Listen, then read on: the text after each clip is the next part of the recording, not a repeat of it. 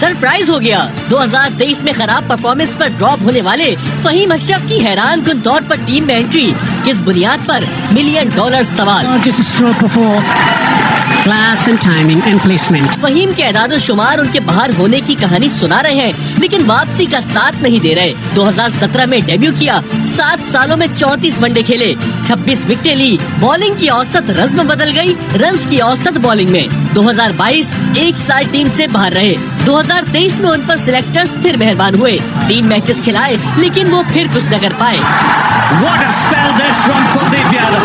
A 5-4. Social media पर भी फहीम की शमूलियत पर सवाल उठाए जा रहे हैं। किसी ने लिखा प्रैंक हो गया, किसी ने शिकवा किया ये हमेशा कैसे टीम में आ जाते हैं।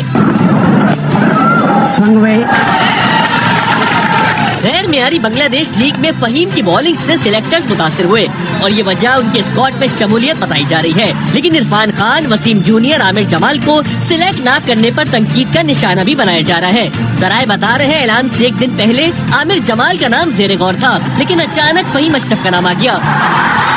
Yeah, we watched 3 hits from the Spider.